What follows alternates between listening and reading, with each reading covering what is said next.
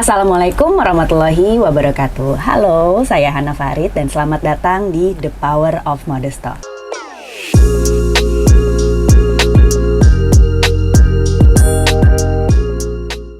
Di episode-episodenya The Power of Modest Talk, kita percaya bahwa kekuatan cerita dari setiap brand itu bisa membesarkan ekosistem modest fashion.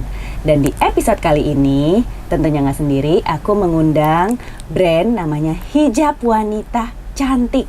Halo, Pak. Halo. Kita kenalan dulu, di belakangnya Hijab Wanita Cantik ini siapa? Kak, kenalan dulu dong. Iya. Halo, Assalamualaikum. Nama aku Fahria dari Hijab Wanita Cantik. Nah, Fahria atau panggilannya Fafa, iya. Kita mau ngobrol-ngobrol nih buat teman-teman yang gak tahu, mungkin gak pernah dengar Hijab Wanita Cantik. Ini followers di Instagramnya udah 1, sekian M. Penjualan di Shopee-nya Masya Allah juga. Alhamdulillah. Ternyata sudah 10 tahun perjalanan membesarkan brand ini. Dan Fafa sebelumnya adalah seorang lulusan farmasi. Iya, betul. Salah jurusan. Tapi dari lulusan farmasi, terus sekarang juaran baju muslim. Apa ya korelasinya? Atau nggak ada. Tapi ada nggak sih misalnya dari kuliah farmasi, ini nih yang ngebikin aku akhirnya jadi lebih matang sebagai seorang brand owner gitu.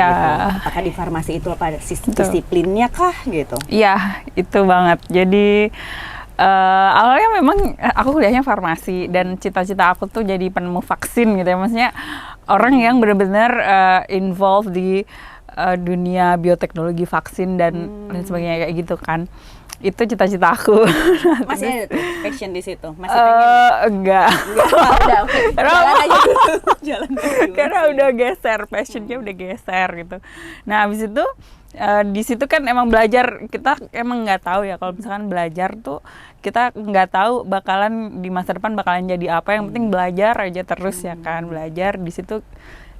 Ada banyak ujian, kegigihan gitu. Nah, sampai suatu ketika pas aku jualan juga ketika ngadepin suatu kesusahan tuh kayak ya ini easy lah, kan dulu pernah ujian juga gitu maksudnya. Karena farmasi itu salah satu fakultas yang susah juga, mepet-mepet kedokteran ya, gitu, yang tesnya banyak, hafalannya banyak gitu. Jadi waktu memulai bisnis kayak oke lah gitu ya. Iya, bisa lah insya Allah gitu. Maksudnya kayak kayaknya farmasi lebih susah deh. Masih merasa lebih susah.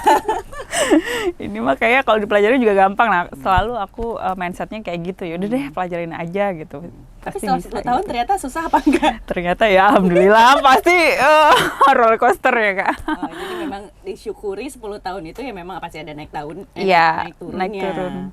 Terus Hijab Wanita Cantik ternyata dulu tuh juga white labeling ya? Iya, jadi dulu awal-awal terus dilabelin gitu ya. Iya. Sampai dari awal dilabelin Hijab Wanita Cantik atau dulunya gimana tuh? Jadi dulunya sambil tuh iya. Jadi awal-awal tuh kita nggak kepikiran ya kalau misalkan ini tuh akan menjadi suatu brand. Jadi benar-benar all shop gitu Kak. Jadi online shop aja gitu. Dulu kan pas awal-awal booming hijab itu kan, jadi ada community juga, hijabers community gitu kan, yang hijab tutorial ya. Itu jadi tuh ngerasain zaman hijabers community yang gimana nih, yang di FX atau yang masih di Gandaria Kak, aku ikut di Gandaria, waktu itu. Okay. Gandaria yang hijab day itu. Nah itu tuh kayak bener-bener kayak movement banget dari suatu fashion muslim yang awalnya old banget ya, kayak dinilai kayak terlihat lebih tua, terlihat emak-emak, tapi akhirnya jadi lebih kreatif loh berhijab tuh. Nah itu di situ tuh demand pasmina tuh tinggi banget kan. Nah otomatis kita masuk ke situ jualan pasmina. Pasmina kaos atau pasmina? Pasmina ceruti yang sifon. Sifon ya. Iya, itu dia. Yang harus dililit biar ada juntai-juntai di sini. Iya, betul. Jadi itu hijab style zaman waktu itu yang lagi booming-boomingnya, dan itu luar biasa, bestseller banget. Dan dari situ kayaknya wah ini kok jadi seru gitu. Jadi tertantang banget jadinya, udah mulai kecanduan jualan gitu di situ. Sampai tiba-tiba kayaknya kita harus produksi sendiri deh. Nah produksi sendiri pun tuh ternyata juga susah-susah gampang. Kita udah keliling di Jakarta gitu ya, nyari penjahit tuh susah-susah gampang juga ya kan. Akhirnya terus kalaupun ketemu penjahit kualitasnya tuh nggak sesuai yang kita inginkan kayak gitu. Akhirnya nyari-nyari terus, suami aku ngide, ya udah deh beli mesin jahit gitu, sok-sokan gitu kan. Ini tahun keberapa Hijab Wanita Cantik? Awal-awal banget Kak, baru 1 tahun. Ternyata nggak bisa, gagal total gitu, kayaknya kurang deh kalau cuma kecepatan penjahitnya mengandung mesin jahit yang kita beli doang ya. Udah akhirnya dari situ nggak dilanjutin, ngejahit sendiri tuh nggak dilanjutin. Itu tuh kayak tiba-tiba ada ibu-ibu pengajian mau order kayak gitu kan, terus kita kebutin jahit kayak gitu. Nah sebelumnya kita masih nyari barang ke Tanah Abang, ke supplier pokoknya nyari, dan itu nanti di labelin logo toko kita gitu. Masih ada brand lain pun gitu, tapi di labelin Hijab Wanita Cantik ya. Kita pastiin kualitasnya bagus loh. Kalau kamu order di toko kita tuh kualitasnya bagus, karena kita QC-nya benar-benar bagus gitu, karena aku anak farmasi kan, otomatis belajar QC, formulasi kayak gitu kan. Jadi dikurasi lah, intinya kayak hunting produk-produk di Tanah Abang. Atau belanja di Tamrin City juga nggak? Iya, Tanah Abang sih banyak kan. Tanah Abang, terus udah gitu di label ulang dengan Hijab Wanita Cantik. Iya, tapi kita jamin kualitasnya bagus. Nah ini berjalan gitu. Berapa lama tuh? Itu 2 tahunan sampai akhirnya kita produksi sendiri tuh. Hitungannya yang udah beli mesin jahit tadi kan akhirnya gagal. Akhirnya kita cari-cari penjahit, alhamdulillah ketemu yang kualitinya sama yang kita inginkan gitu kan ya. Terus akhirnya mulai tuh ningkatin produksinya 2014 tuh. Nah kayak gitu, abis tuh ternyata dianya error gitu, maksudnya konveksiannya giliran udah kita beli berapa kodi gitu ya, 100 gitu aman, 200 aman. Ya udah Pak, kita mau ningkatin produksi nih, coba buatin 500 ya. Itu banyak banget yang defect Kak. Jadi jadi masuk ke produksi 500 pieces itu setelah tahun keberapa? Itu tahun 2014 kayaknya. Tahun kedua dong? Enggak, 2012, 2013, 2014 ketiga. Tahun ketiganya. Oh, iya. 2012 pertama. Oh, udah langsung 500 pieces. Itu kerudung atau udah kerudung Kak. Kita kerudung terus, baju tuh kayak baru 2-3 tahun belakangan. Sebenarnya baju tuh baru banget. Jadi benar ya kalau kata orang mau jualan fashion muslim, udah deh jualan kerudung aja. Iya, gitu. Iya. Berarti itu dari labelin itu ngambil margin lah ya dari situ. Betul. Terus jadi jual banyak biar marginnya tambah banyak, biar margin kecil hasilnya tambah banyak. Iya. Terus mulai punya karyawan. Iya, karyawan aku pertama itu mbaknya aku suruh bantu packing aja gitu.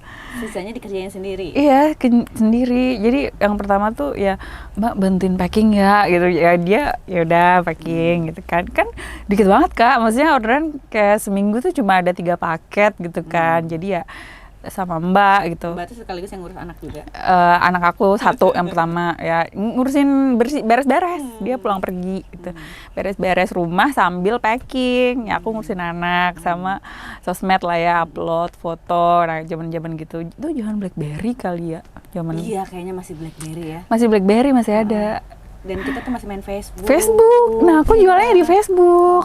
Okay. Nah sempat itu kan abis itu naik banget. Belum ada e-commerce Kak, belum ada apa itu namanya gratis ongkir. Belum ada. Ya walaupun nanti lama-lama menjebak juga potongannya ya tuh gratis. Bener banget kayak gitu. Sampai akhirnya produksi tambah banyak, followers tambah banyak. Momentumnya apa tuh? Momentumnya hijab instan Kak. Di tahun berapa ya itu ya? 2018 kali ya. Itu kan baru berarti 5 tahun yang lalu, 2018. Hijab instan yang kayak gimana? Jadi sebenarnya desain aku tuh bukan yang pertama, cuman waktu itu emang aku viralin pakai konten video yang pakai tagline 2 detik langsung cantik gitu. Jadi yang 1 lubang, abis itu lubang kedua. Zaman-zaman itu jadi hijab instan, pasmina instan udah sama kerudung dalemannya atau itu baru? Ya ini kayaknya yang di tahun Pasmina instan ada talinya doang atau? Jadi ada 2 lubang. Jadi ada pasmina instan 2 lubang. Lubang pertama dimasukin, abis itu nanti lubang kedua dimasukin lagi kayak gitu. Oh ya, ya. Model-model kayak gitu. Dan ini materialnya? Materialnya waktu itu bahan bubble crepe apa ya? Ini juga masih ngambil barang dari orang. Sekarang kita produksi semua, sendiri waktu semua. Si tiba-tiba viral itu dari itu produksi Kak, udah produksi. Udah beli bahan kemana-mana, nyari bahan kayak gitu kan, keliling toko bahan. Udah nggak ngambil ini lagi, ngambil produk dari orang lagi, karena kita udah yakin gitu kayaknya kejual deh, ya udah deh kita bikin kayak gitu. Terus flashback lagi nih dari Facebook, tiba-tiba ada Instagram gitu. Nah itu dia, itu aku sempat drop Kak. Jadi kita kan pakai ads ya, Facebook ads. Kenapa kita hijabnya itu bisa sampai ribuan pieces Kak terjual waktu itu, dan itu luar biasa banget. Maksudnya dengan biaya yang sangat murah di Facebook ad itu. Abis itu mereka algoritmanya tuh goyah ketika muncul Instagram kan, itu 2018 ya. Nah itu sampai panik kan, bahkan si founder Facebooknya kan juga dia yang pada akhirnya membeli Instagram kan. Jadi itu tuh goyah banget algoritma Facebook. Jadi bisnis juga ngaruh Kak. Jadi kita upload biasanya banyak yang like, kita bikin giveaway biasanya banyak yang komen gitu. Itu tuh enggak gitu, kayak benar-benar drop gitu lama-lama. Aduh gimana ini ya, akhirnya hijrahlah ke Instagram. Awal mula jualan di Facebook, begitu transisi ke Instagram juga pasti susah lah mulai lagi kan. Mulai dari nol. Followersnya udah banyak, ada lagi. Ini belum ke TikTok, belum ke Shopee. Belum masih zaman. Dari Facebook ke Instagram itu mulai dari awal. Yang bikin akhirnya followersnya naik apa tuh pas di Instagram? Ya itu SFS, antar all shop, macam-macam all shop berkumpul, terus kita saling posting. Kumpulnya juga masih di BlackBerry kan? Line. Grup Line Kak, udah banyak grup Line waktu itu. Satu brand pokoknya promosiin brand lain, satu brand promosiin brand lain. Iya, jadi SFS family atau apa ya waktu dulu tuh. Pokoknya nanti kalau followernya udah naik, udah pindah grup gitu, minimal follower sekian. Itu cuma nge-shout out-nya yang follower sekian. Nah, kayak gitu. Dan itu tuh sekali SFS tuh juga udah lumayan Kak, minimal tuh 300 follower tuh masuk. Maksudnya nggak kayak sekarang kan endorse pun cuma paling engagement doang yang naik gitu, followernya nyangkut. Kayak gitu. Itu nggak bayar. Oh, jadi free ya, karena semua saling support. Gak bayar. Itu sebenarnya spirit yang pengen dibawa sama Modestock sih. Kalau kayaknya ada beberapa kerjasama yang bentuk transaksinya tuh nggak melulu uang, nggak sih? Iya. Itu nggak bayar sama sekali. Ya saat itu kan soalnya semuanya masih merintis, jadi kayak susah senang bersama. Kalau sekarang kayaknya lebih susah nggak? Iya, dulu ada yang bayarnya itu yang paid. Ada yang paid-nya, jadi kalau misalkan kita mau lebih cepat di bus itu ada tuh all shop yang dia kayak misalkan dia lagi nggak jualan, maksudnya dia all shop, cuman dia lagi nggak fokus jualin itu gitu, kayak misalkan mau bulan Ramadan dan dia casing HP gitu, jadi dia ngejual slot SFS-nya itu ke all shop yang fashion muslim kayak gitu. Aku jual nih paid keroyok, jadi sekali ini nanti kamu Instagram kamu dikeroyok. Di SFS dikeroyok gitu, banyak diposting di banyak. Dikeroyok kayak gitu Kak, kayak gitu sih. Terus Instagram ngalamin juga Instagram Ads. Ini belum pakai endorsement. Udah sih, udah mulai sejak SFS itu kita udah mulai approach ke endorse kayak gitu, udah mulai influencer kayak gitu. Influencer juga. Enggak sih Kak, masih belum mampu bayar gitu. Modelnya masih yang biasa, jadi paling kita endorse aja. Kayak gitu. Terus habis dari Instagram siapa nih yang berjasa menaikkan follower Instagram? Dulu tuh masih zaman Hamidah. Ini Terus aku hampir setiap interview ya, kalau brandnya dimulai dari 2013-2014 pasti Hamidah. Iya. Pasti semua jawabnya kalau nggak Hamidah, Mega, Dwi Handa. Aku ditolak terus Kak sama Mega Iskanti dan itu Dwi Handa pernah. Mega kayaknya terlalu jauh gitu, maksudnya kayaknya nggak direspon, mungkin dia full gitu ya yang antrian. Ya udah deh, ini siapa ya yang bisa, yang mau di endorse yang ini, cobalah deketin ya kan. Itu emang algoritma Instagram kan emang lagi boomingnya ya. Jadi mungkin beberapa all shop yang nge-DM Instagram ke influencer itu tuh kayak ngerasa dicuekin atau ngerasa itu kayak all shop baru gitu, all shop apa sih kayak gitu, apalagi jualnya hijab instan gitu kan, pasti susah nih dipakainya kalau nanti melewat dikit nanti dimarahin sama brandnya. Nah kayak gitu kadang-kadang mereka tuh udah enggan menolak produk kita gitu. Jadi ada ya fase-fase dimana justru dulu tuh hijab instan kayak kuno juga gitu ya. Sehingga banyak influencer yang justru nggak mau gitu. Karena kita mintanya video, kali kan minta dipakainya tapi yang di video ya, bikin video supaya tahu gitu makanya kayak gimana kayak gitu kan. Jadi itu dulu yang bikin Instagram naik Hamidah, terus siapa lagi? Hamidah, terus Zahratul Jannah masih. Iya, benar. Iya, dulu ada fase-fase itu ya. Iya, Zahratul Jannah. Terus siapa lagi ya Kak? Aku lupa. Banyak sih yang tapi mungkin itu dua yang paling diingat ya. Yang paling aku terus ingat ikutan itu. Instagram Ads juga. Iya, Biasanya kan fase gitu Instagram. Iya, justru kita diuntungkan karena kita punya banyak follower banyak di Facebook kan. Begitu Facebook membeli Instagram Ads, nah itu udah langsung connect semua akses. Kita sampai diundang tuh sama Facebook Indonesia buat pokoknya ini yang bener-bener incrementalnya tinggi banget gitu. Awalnya segini kok jadi naik pesat banget. Nah itu kita signifikan sampai lah, signifikan banget. Ada sisa-sisa dari Facebook sebelumnya. Iya. Sampai akhirnya masuk Shopee dan mulailah akhirnya. Oh iya, itu pun gara-gara aku nggak mau juga Kak masuk Shopee, soalnya kan kita bukan potongan, masih murah dulu zaman aku. Tapi soalnya dia tuh banyak all shop yang nge-copy produk aku. Jadi gini loh, kan jualan produk hijab instan gitu kan. Kan kalau kita modalnya foto ya, itu udah mulai photoshoot ini nih, photoshoot manajemen. Jadi udah pakai model profesional gitu kan, fotonya bagus gitu kan. Nah itu tuh fotonya dicuri. Abis itu mereka jual produknya mereka, dan produknya jelek, komplainnya ke aku gitu, komplainnya ke HWC gitu, komplainnya ke kita lah. Ini gimana, yang dibeli apa komplainnya ke Instagram kita gitu, padahal ternyata mereka beli di Shopee di mana gitu. Terus yang di Shopee itu dikira itu adalah suppliernya kita. Jadi kayak gitu orang-orang menganggapnya. Akhirnya nah ini yang jualan-jualan ini tuh pakai label HWC juga? Udah pakai label HWC. Nah itu aku request ke tim Shopee-nya kan, Kak bisa nggak kalau misalkan nanti aku masuk Shopee itu bisa ada privilege lebih lah daripada orang yang nge-KW produk aku bilang gitu kan. Iya Kak, ini nanti Kakak langsung masuk ke Shopee Mall. Dia langsung nawarin aku Shopee Mall Kak. Kalau yang sebelumnya tuh kayak cuma kita nggak bikin Shopee, maksudnya takut hal itu kan. Maksudnya original cuma bisa dipesan di website gitu kan. Kita selalu tekankan yang original pesan di website, karena yang di Shopee itu yang KW kayak gitulah, maksudnya yang nge-copy foto, karena waktu itu emang viral banget kan. Nah habis itu begitu dia oke Kak, kita ini ada Shopee Mall, jadi langsung masuk ke Shopee Mall, nggak yang Star Seller atau itu tuh nggak. Itu kebayang mereka tuh punya akun sendiri tapi jualannya produk tanpa menukar, bahkan tanpa menukar labelnya ya? Enggak Kak, jadi mereka cuma pakai foto download atau screenshot dari Instagram doang. Abis itu dimasukin Shopee. Nah itu tuh mereka entah punya konveksian sendiri atau beli atau bikin sendiri juga nggak tahu nggak gitu. Tahu.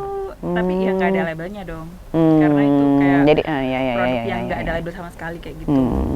Terus plastiknya juga plastik yang biasa, kemasannya nggak ada logonya kayak gitu. Jadi itu terus komplainnya ke kita kan, maksudnya kan kalau hijab instan kan harus ada label-labelnya, ya ada ukurannya tuh harus pas gitu ya, harus benar-benar enak gitu. Nah itu ukurannya kekecilan, terus jahitannya ngebrudul, itu tuh komplainnya ke kita. Nah bukan Kak, itu bukan produk kita ini ada labelnya nih, kita kasih tahu kayak gitu. Akhirnya setelah masuk Shopee Mall, kita laporin tuh link-link ini Kak, yang hijabnya dia pakai foto kita. Sebenarnya sih nggak apa-apa mereka bikin produk yang lain, cuman jangan pakai foto yang ini, soalnya takutnya nanti bakal orang ngira ini yang produk dari HWC kualitasnya kayak gini gitu loh. Padahal kan kalau mungkin ya desainnya sama, tapi minimal pakai foto yang Minimal modal dong, modal sendiri. Foto gitu lah ya. Maksudnya sebenarnya ini kayak gitu kita bilang ke RM-nya, iya bisa Kak, tinggal kasih linknya aja. Nanti orang-orang yang meng-KW kayak gitu di take down produknya. Dan yang produk yang paling sering ditiru nih, ambil di videonya masih sih itu hijab instan yang Instan itu sih Kak. berapa lama tuh masa jayanya hijab 1 instan? tahun kali ya. Sebenarnya pendek dong ya. Pendek. Abis itu udah nggak jilbab instan lagi Kak, segi 4 lagi. Kan kayak selalu berputar. Benar. Segi 4. Abis itu ntar pasmina. Abis itu pasmina pliskat. Abis itu baru ke jilbab motif. Ya aku suka deh. Jadi si hijab wanita cantik ini memang berarti berapa? 8 tahun memang hanya hijab, cuman mengikuti zamannya. Iya. Hijab lagi trennya apa gitu ya. Harus banget Kak, kalau nggak ngikutin udah pasti udah hilang ini. Ada alarmnya nggak sih? Tiba-tiba hijab instan yang 2 buletan ini udah mulai menurun nih, apalagi yang dari 10 gitu. Iya. Atau enggak misalnya selalu punya alternatif lain. Ya artinya kalau misalnya kayak udah banyak yang nge-KW, udah banyak yang ini, kita tuh harus inovasi baru lagi gitu. Jadi harus start lebih awal, kayak kalau mulai ada tanda penurunan penjualan, itu kita udah harus launching produk baru lagi, bahkan launchingnya harus lebih banyak gitu. Dites dulu mana yang best seller gitu kan. Reseller ada? Reseller aku dulu pernah punya, terus resellernya berantem Kak, maksudnya demo gitu Kak. Dan aku takut. Jadinya kan kita bingung ya, maksudnya bikin promo produk di gudang banyak ya, ada dead stock tuh pasti ada ya. Ya ini kita jual nih, beli itu kayaknya pas belum brand sendiri sih. Nah, beli 4 100.000 dapat 4 gitu. Yang dulu jilbabnya masih ada tuh harga 25.000. Nah, resellernya tuh demo, ini kok bikin promo, nanti kita gimana dong, kita nggak bisa jual kayak gitu. Akhirnya aduh aku harus gimana ya, aku takut nggak adil gitu loh. Kebayang berarti itu ribuan pembelian di Shopee itu semua direct to customer. Satu orang on average basket size berapa tuh mereka belanja? Nah itu dia yang menariknya. Awalnya 80.000, terus naik sampai 150.000. Jadi orang belanja tuh rata-rata 150.000. Dengan satu kerudung harganya? Bervariasi juga. Kita mulai dari 59.000 sampai 195. Jadi orang yang belanja pasti beli minimal 2 atau 3 ya?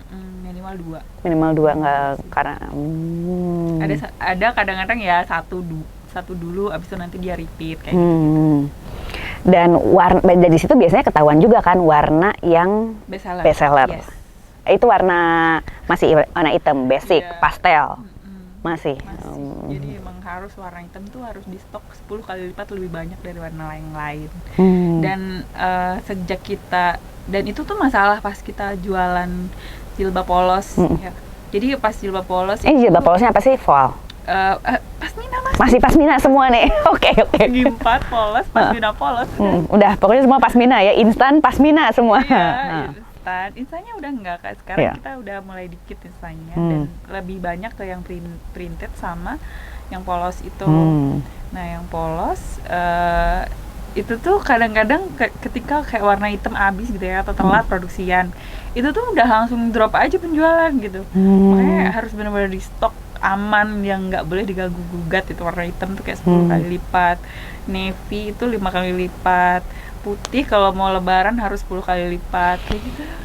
Dan ini pelajaran setelah bertahun-tahun jualan jilbab ya. Iya, jadi setiap launching, bahkan kadang kalau kita koordinasi harus sesuai sama desainer gitu, sesuai sama mood board. Ini tuh mood boardnya tuh moodnya nggak ada warna hitam, tapi tim marketing aku, suami aku gitu ya, dia yang ngurusin data-datanya, enggak, kamu harus adain warna hitam ya, tapi di mood board nggak ada warna hitam di sini gitu kan. Sampai perdebatan juga antara gimana kita harus menyesuaikan antara desain yang ada dengan demand dari market itu. Gitu. Terus dari segala macam jualan pasmina, tiba-tiba ini jualan printed kan square. Iya Kak, itu juga tantangan. Berubah nggak sih marketnya? Berubah sih, tapi kita dapat untung lebih banyak gitu. Oh justru dapat untung lebih banyak? Iya lebih banyak, karena otomatis harga lebih tinggi dong. Harga lebih tinggi. Dan itu kita udah mulai endorse tuh. Anissa Rahma dulu kita endorse. Oke. Anissa Rahma Cherry Bell. Oh. Terus Karena beda angkatan jadi aku kayak oke. Iya. Kalau Zara Tujana junior aku soalnya teman satu Iya. sekolah.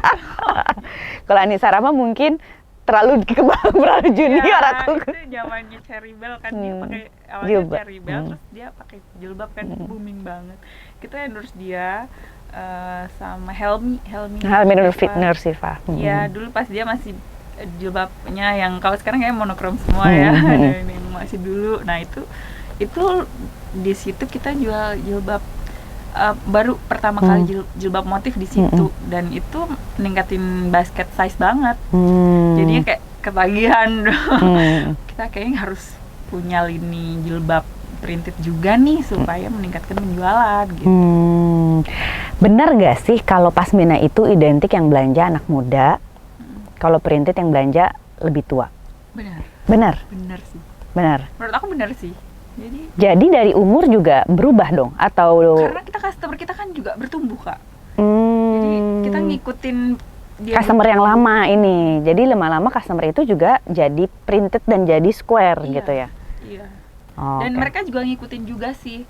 Dan kadang-kadang enggak juga ada yang tetap mereka suka pasmina, tetap suka segi 40, ada juga gitu. Masih ada.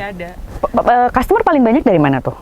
Jabodetabek gitu. Masih Jabodetabek. Iya, Tangsel lagi apalagi. Iya, benar-benar Tangsel memang katanya ibu kota hijab. Gitu aja. Rencana mau punya toko nggak nih ke depan? Mudah-mudahan Kak, tahun depan sih mudah-mudahan. Ada rencana sana? Ada rencana. Kalau pengen punya toko, mau buka tokonya di mana? Bintaro Exchange. Bintaro Exchange, betul. Itu adalah mimpinya para brand modest fashion. Oke, kita udah ngomongin tentang stok, ngomongin influencer dari Facebook, Instagram, Shopee. Sekarang kita menuju TikTok, fasenya TikTok gitu. Sekarang lagi mulai menjajaki lagi setelah kemarin tutup gitu. Masih rajin live? Rajin. Itu seminggu berapa kali? Kalau aku sendiri, aku 2023 masih banyak live, Kak, karena aku harus ngajarin tim aku untuk nge-host kan.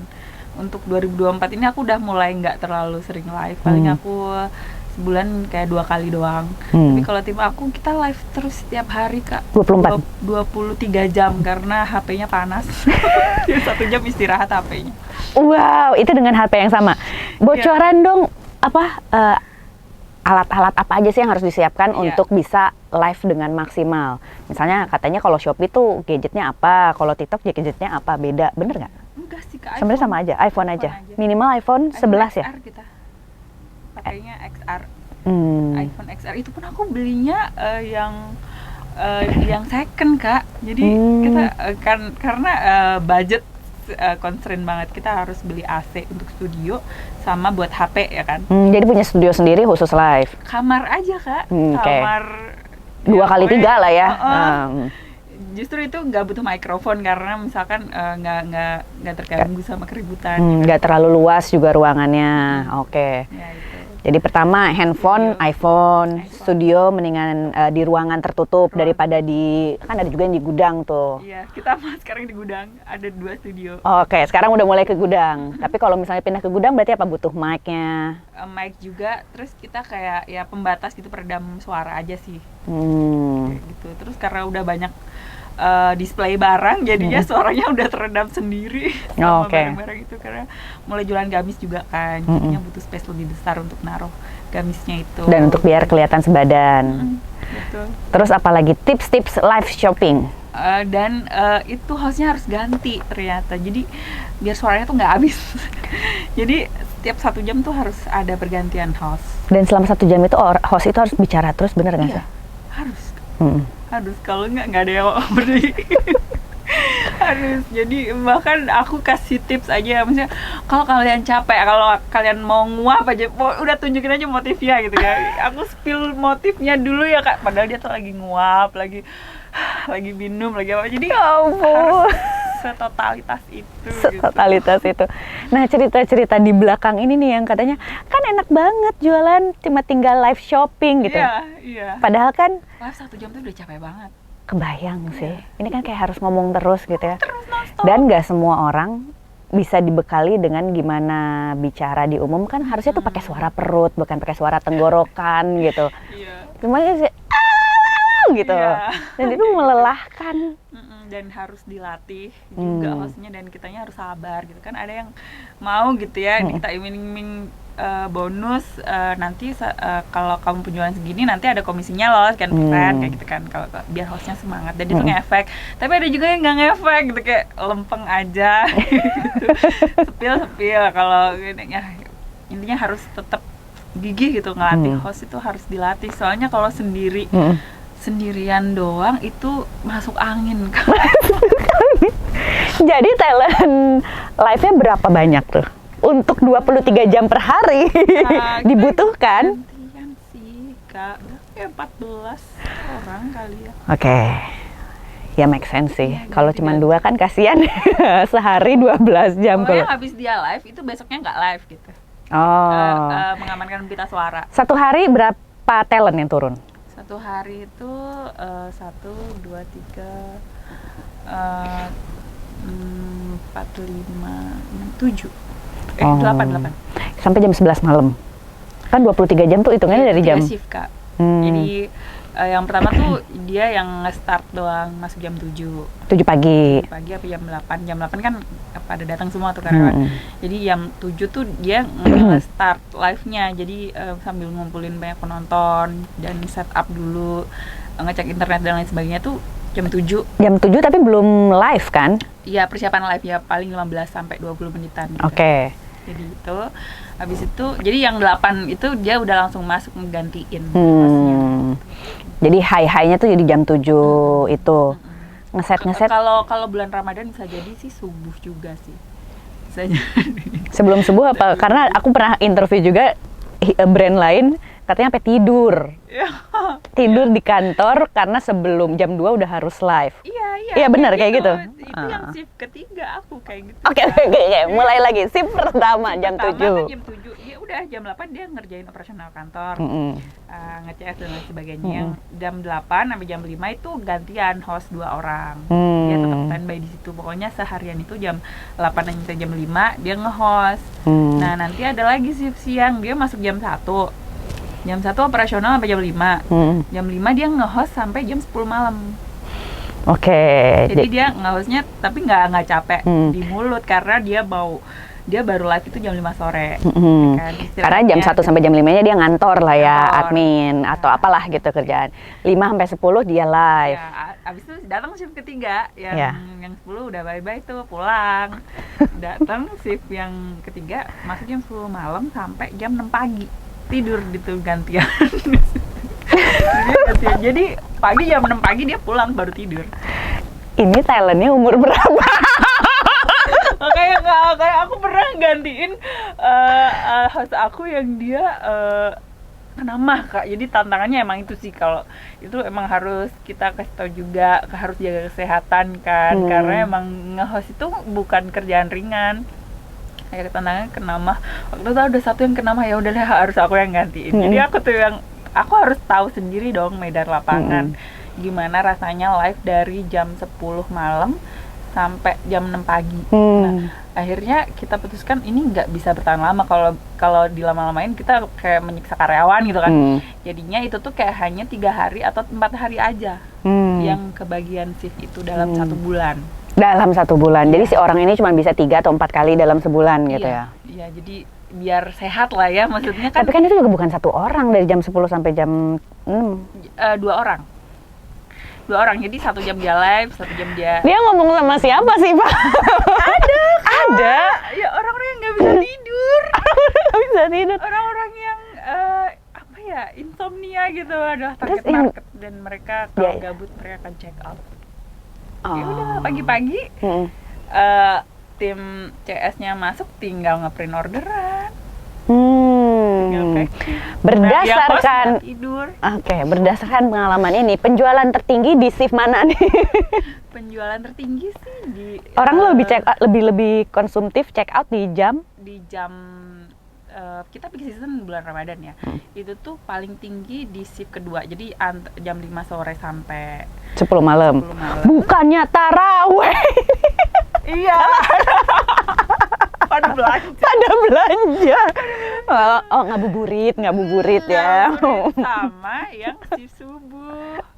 Dari jam 3 sampai jam 5 itu puncak lagi. Sama Makanya kita ngelatih host kita untuk live 24 jam gitu. Oke. Karena itu adalah peak season jam 3 malam sampai jam 6 pagi. Oh, Itu oke. juga peak. Kriteria live itu talentnya harus yang apa? Harus yang mau belajar sih. Kita Oh, itu coba. oke. Pokoknya mau belajar, mau Apapun tampil jenis pada- pekerjaannya yang mau belajar, betul ya, yang gigih ya. Tapi kayak harus yang apa sih, ada spesifik ke fisik gak sih? Misalnya jangan terlalu tinggi karena nggak cukup gitu, atau enggak yang cantik, atau justru ya nggak usah cantik-cantik banget, harus yang semakin wanita pada umumnya Ya, gitu. kita enggak sih, kalau cantik. Jadi HWC ini kita semakin lama kita menyadari bahwa cantik itu nggak hanya fisik ya kan. Maksudnya we want to be more than just beautiful gitu. Kita hijab wanita cantik dari brand ini kan mau kita lama-lama naikin value-nya juga kan. Jadinya cantik itu nggak harus kamu yang tinggi cantik, tinggi putih, Kurus, pendiam, kayak manekin. mata besar gitu ya, nggak harus kayak Iya. gitu. Oke. Nggak, Suka kita ada yang spiritnya? juga yang badannya besar juga ada yang tingginya kecil, bahkan dia kalau pakai gamis seragam live tuh harus pakai apa, high Sepatu heels, hak. sepatu tina gitu, itu ada juga. Jadi macam-macam sih host kita. Jadi nggak menutup apa namanya Kategori fisik tertentu. enggak, karena kita kayak pengen merangkul semua wanita gitu, apalagi kalau hijab kan semua bisa pakai gitu kan, mau berat badan sampai berapa juga bisa pakai gitu. Kecuali untuk yang mau sepil gamis gitu ya, itu tuh beberapa dia yang badannya muat sama yang size tersedia kayak gitu. Ini seru ya, perjalanan dari Facebook. Kita menuju di menit-menit terakhir. Udah hampir sejam loh, nggak serasa kan? Iya ya. Satu sharingnya Fafa deh, pelajaran berharga menjalani bisnis ini gitu, terutama yang tipenya ya online shop yang margin yang harus jualan banyak gitu, baru berasa untung gitu. Kalau dari Fafa apa nih pelajaran berharga selama menjalani? Dari pandemi, Kak. Jadi pandemi itu kan susah banget ya, maksudnya kita tujuan hidupnya itu adalah hidup gitu, maksudnya yang penting kita lolos dari pandemi, kita hidup, kita sama-sama, aku sama tim aku juga gitu kan. Dan itu berat banget, cash flow juga berantakan, dan stok juga masih banyak kan waktu itu. Kita udah nyetok, kalau brand fashion muslim kan kayak gitu, 6 bulan kita nabung sebelumnya. produksi, abis itu lebaran des hilang, abis sold out gitu, alhamdulillah. Nah itu kan kayak gitu. Nah pada suatu pas tiba-tiba kayak pandemi itu tuh kita akhirnya membuat suatu keputusan, yaitu merombak ulang semua produk jilbab deadstock itu menjadi scrunchie kayak ikat rambut. Wow, Itu kayak padahal udah jadi kerudung ya. Itu jadi kerudung Kak, tapi nggak laku. Jadi Kerudung apa tuh? kerudung instan, pasmina, makanya segala jenis kerudung itu sampai mungkin 100 juta sekian gitu ya.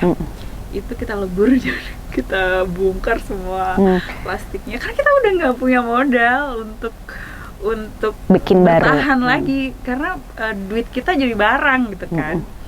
Jadi ya udah akhirnya jilbab yang deadstock itu duit modal sih ada, tapi itu harus kita secure untuk yang best seller gitu kan, yang best seller yang menjadi cash flow kita tiap hari. Nah yang deadstock ini bener-bener nggak keluar sama sekali di pandemi. Udah di diskon, udah di apapun nggak keluar. Nggak keluar. Akhirnya kita launching ulang dalam bentuk scrunchie Dan dijual gitu. dan dijual, dan itu harus banget sampai puluhan ribu pieces kita jualan scrunchie, karena emang orang nggak keluar rumah dong, ngapain beli kerudung kan pandemi. Dan yang paling best seller itu scrunchie sama jilbab instan kita, jilbab yang apa namanya, bergo, kalau rumahan, bergo rumah. Tali mukena kecil. Iya, kayak gitu. Itu sih. Jadi poin pentingnya adalah mungkin kita launching sesuatu dan gagal gitu ya. Itu tuh suatu hal yang wajar banget. Tapi kita bisa loh punya kreativitas untuk melaunching ulang tahap 2 dan akhirnya habis juga gitu, sold out gitu semuanya, dan udah nggak ada sisa sama sekali itu stoknya, alhamdulillah. Dan alhamdulillahnya semua tim kita sehat, kena COVID semua Kak, sekantor. Sempat tuh ngalamin. Sempat ngalamin. Dan untungnya kita ada asrama ya, jadi sampai di asrama mereka udah isomannya gantian gitu ya. Ya ini gimana paket, siapa yang nge-packing, tinggal 2 karyawannya, nggak ada gitu kan. Aduh, bener-bener itu kayak nggak cuma jualan aja gitu, nggak cuma uang doang, kita tuh harus saling bantu supaya kita tetap hidup sampai akhir pandemi kayak gitu. Itu bener-bener luar biasa banget. Yang aku lihat lagi dari cerita-cerita tadi, timnya HWC tuh solid banget gitu, karena kamu kerja ya, aku tidur, aku opening ya, kamu yang bagian jualan gitu. Itu tuh kalau misalnya ada satu aja yang timpang ya ambrol gitu ya. Terus tadi cerita ada asrama sendiri, itu ngumpulin timnya dari mana? Jadi aku asalnya dari Ngawi kan Kak, maksudnya Jawa Timur, dan aku juga takut gitu ya awal-awal rekrut karyawan. Dulu aku rekrutnya tuh dari tante aku yang guru SMK. Jadi tante aku cariin dong buat karyawan yang dia anak baik-baik gitu lah ya, dan mau belajar gitu, karena emang dulu kan jurusan online shop kan nggak ada kan, maksudnya kita mau belajar apa gitu. Mungkin ini menjadi insight jurusan online shop. Udah ada kan sekarang. Udah ada. Iya, beberapa SMK tuh udah ada jurusan keahlian online untuk bisa berkomunikasi online gitu ya. Udah ada. Oke. Jadi dulu nggak ada. Jadi kayak ya udah akhirnya kita bawa tuh dari Ngawi, dari kampung aku ke Tangsel gitu. Terus mau nggak mau kita harus sediain asrama dong, supaya dia nyaman juga kerjanya dan free lah, maksudnya karena kan Jakarta macet, ini nggak macet kok, orang kerjanya kantornya depan asrama gitu.